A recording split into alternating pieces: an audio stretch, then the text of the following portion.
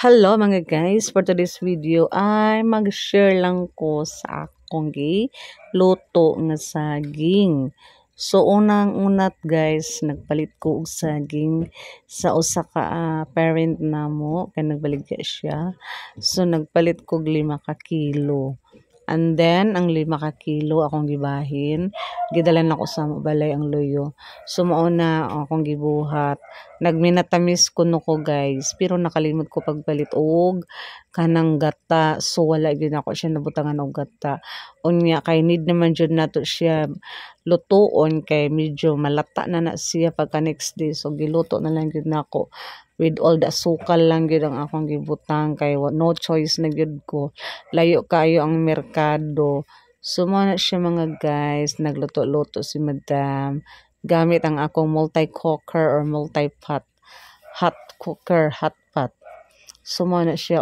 Dripper ang iyahang brand name. Ang lami kayo mga guys. Ganahan ang mga bata. Nagkuan gud sila kanang giganahan sila kaon. So, mauna. Gihatagan ako sila tinidor. Niya kay nakulang man sa tinidor. Nagpuli-puli sila sa tinidor pero ako sila ginan nga ayaw i-touch ang lips sa tinidor. So ma-enjoy gud sila guys basta pakaonon. Makita gud na ako sila nga gigutom sila.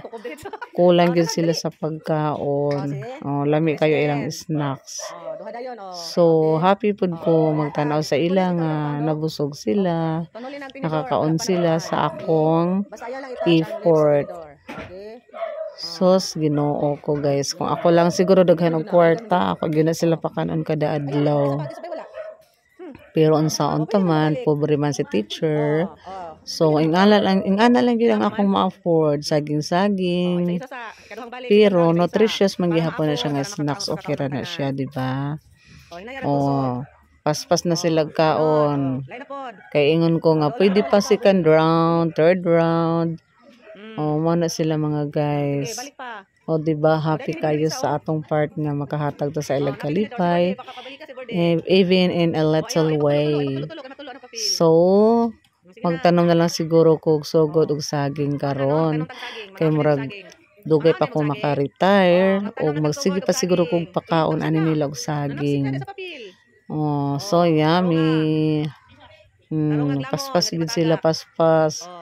Kay basin mahutdan. Ayan mga guys. Wala na. Uli na ilang tinidor. Uli na daw ang tinidor. Pero si Bordy, maulawan gid siya. Gamay ra yan nakaon. Thank you mga guys for watching. Bye-bye.